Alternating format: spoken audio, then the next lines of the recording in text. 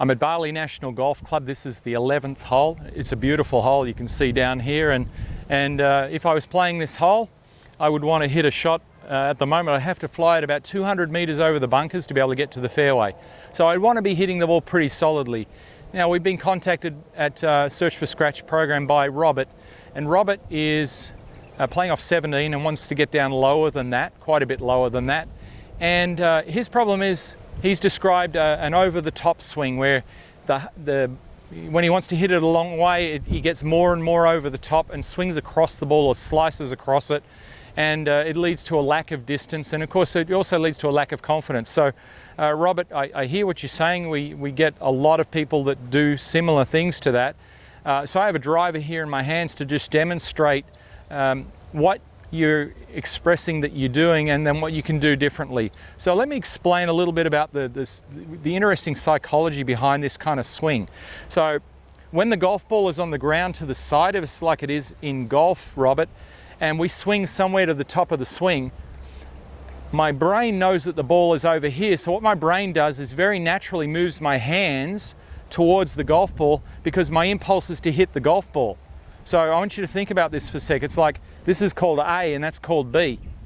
All right, and the problem with that is there's no C, there's no end to the swing, because this becomes the end of the swing. So I swing to the top, I'm over here somewhere, and I'm thinking I've got to hit that ball, and my hands, the first thing they do, my brain moves my hands to the ball. Guess what happens? The club starts to release very early. And if my hands are moving towards the ball, which is over there, then the club's going to swing out and in front of you too much. When it swings out in front of you too much, it's going to swing down too much and across the ball too much.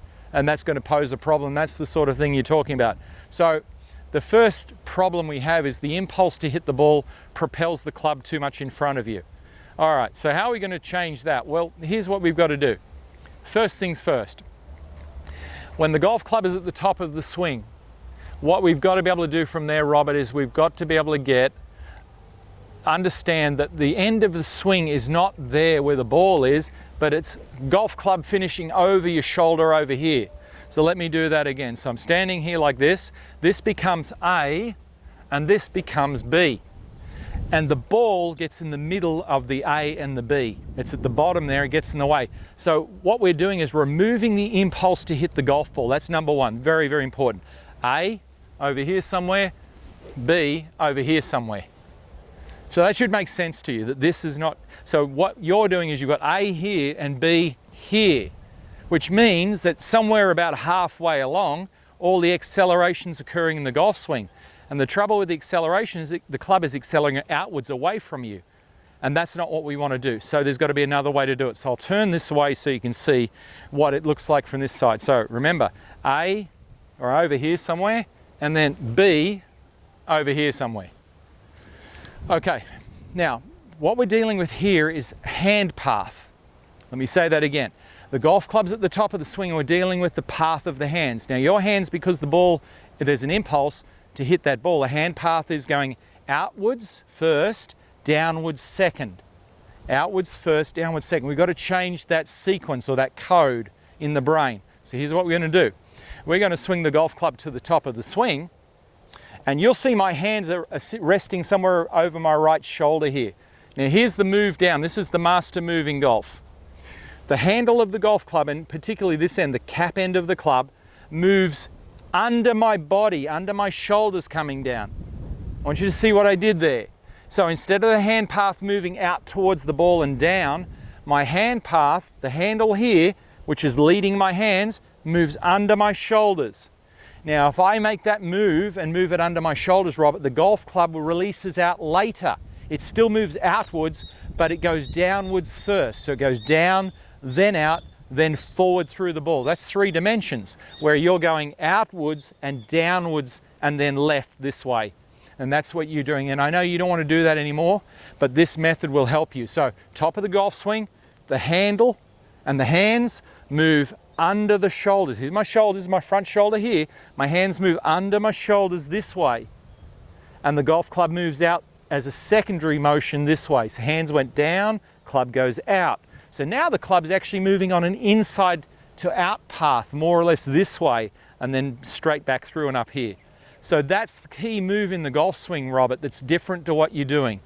and that will change the patterning in your swing. It'll take a little bit of work, and I wouldn't suggest you do it with a driver to start with. I'd start with some short irons and build some confidence. But the only thought you've got to have at the top is that A's up here, B's at the finish, and that the hands start down under the shoulders.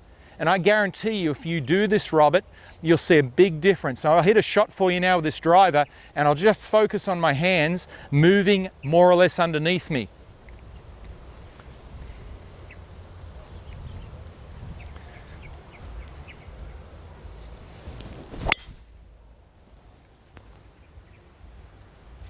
Just like that. So, top of the swing, hands went down, underneath my body, back out in front.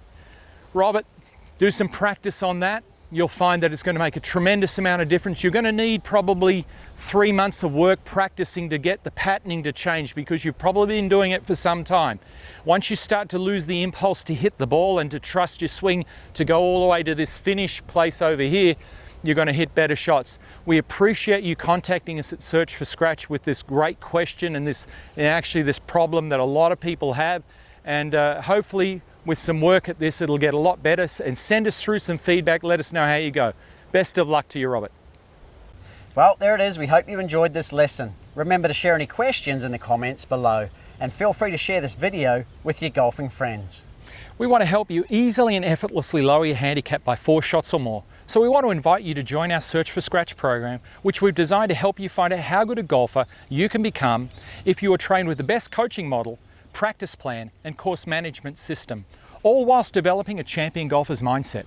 For more information and to become another one of our success stories, visit searchforscratch.tv/Search for Scratch program, or click the link in the description below. Thanks for watching, commenting and sharing this video, guys. We look forward to supporting your golf improvement in the Search for Scratch program.